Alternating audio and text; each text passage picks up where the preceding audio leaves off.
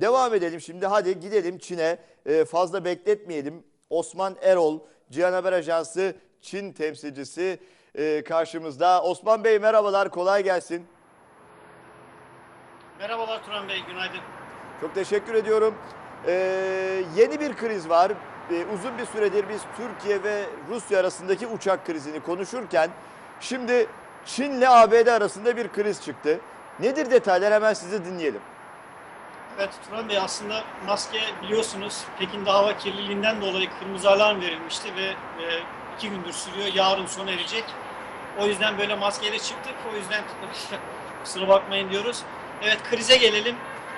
Turan Bey, ABD ile Çin arasında aslında uzun zamandan beri Güney Çin Denizi'nde bir kapışma yaşanıyordu. Bazen sıcak çatışmalara dönüşme ihtimali ağırlıklı olan bir karşı karşıya gelmeler yaşanıyordu. Nitekim bunlardan birisi de geçtiğimiz hafta yaşandı. 2 adet ABD'ye ait B-52 bombardıman uçağı Çin'in ilan etmiş olduğu Güney Çin Denizi'ndeki takım adaların etrafında uçtu ve hava sahasını ihlal ettiği gerekçesiyle Çin tarafından çok tepki ile karşılandı. Nitekim Pekin yönetimi ABD'ye bunun büyük bir askeri provokasyon olduğunu ve bundan vazgeçmesi gerektiğini ve Çin ordusunun ülkenin egemenliği ve bölgenin barış ve istikrarını korumak için gereken her türlü tedbiri alacağı uyarısında bulundu. Hemen ABD nasıl buna cevap verdi, ona değinelim isterseniz. ABD yönetimi de bu konunun araştırılacağını ifade etti ve kasti olarak hava sahasının ihlal edilmediğini ifade etti. Ancak eğitim uçuşu esnasında kötü hava şartlarından dolayı 2 millik bir hava ihlalinin olmuş olabileceğini ifade etti Pentagon yönetimi. Turan Bey, peki Güney Çin Denizi neden bu kadar önemli isterseniz onun nedenlerine gelelim. Güney Çin Denizi yıllık 5 trilyon dolarlık taşıma ticaretin yapıldığı bir alan. Aynı zamanda zengin enerji kaynakları ile balıkçılık açısından çok zengin kaynaklara sahip bir bölge. Nitekim son yıllarda Çin yönetimi o bölgede ağırlığını ortaya koymuş durumda.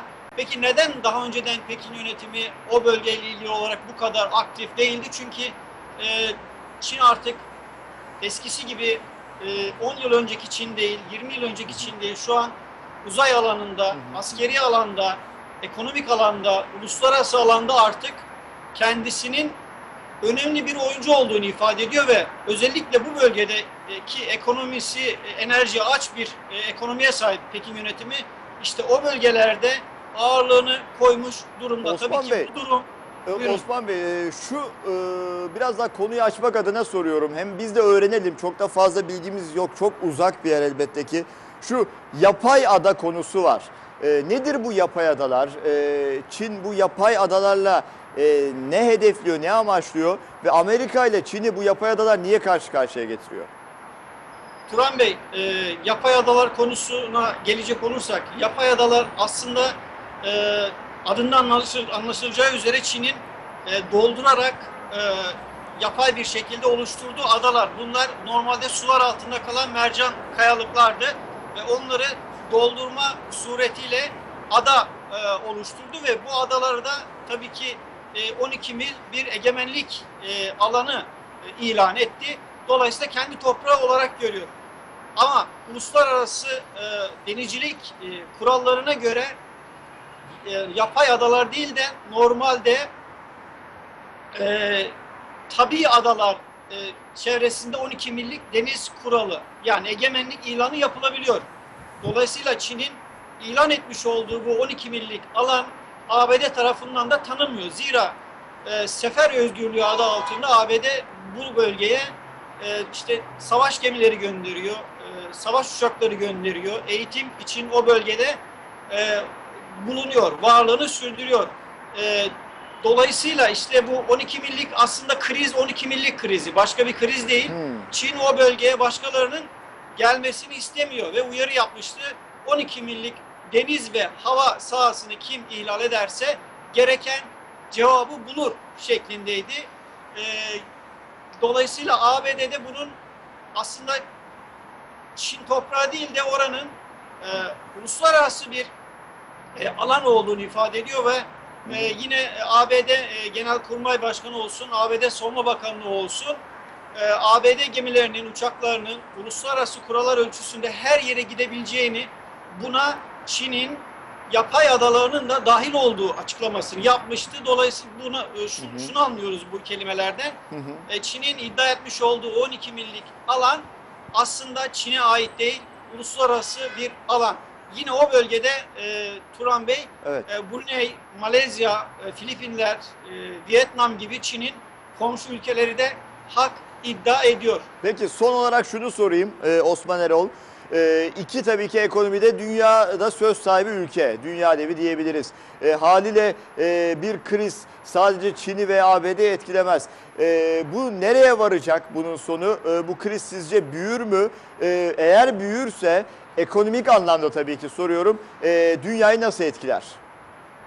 Turan Bey, aslında uzmanlar gelecekteki büyük çatışmaların, çekişmelerin Pasifik bölgesinde olacağını ifade ediyor. Zira ABD donanmasının %60'ını 2020'ye kadar Pasifik'e konuşlandıracağı açıklamasını yapmıştı geçtiğimiz yıllarda.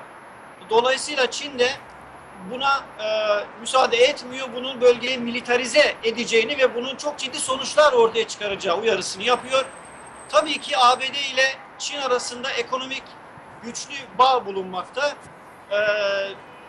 İki ülke aslında ekonomik olarak birbirine bağımlı. Fakat işte güç tartışmaları, güç çekişmeleri iki ülkeyi her an karşı karşıya getirebilir. Aslında tabii ki bu dünya içinde bir felaket olabilir. Zira siz de söylediğiniz iki süper güç aslında Çin kendini süper güç olarak nitelendiriyor, ancak uzmanlar Çin'in artık o kapasiteye geldiğini ifade ediyor. Özellikle askeri yükselişi ABD'nin endişelendiği en büyük konulardan birisi. O bölgede üstünlüğü içine kaptırmak istemiyor ABD. Bölgedeki ülkelerle sıkı işbirliği içinde hatırlanacağı üzere Trans-Pasifik Antlaşması ekonomik olarak o bölgedeki ülkeleri kendine çekmek için ABD önderliğinde böyle bir oluşuma gidilmişti.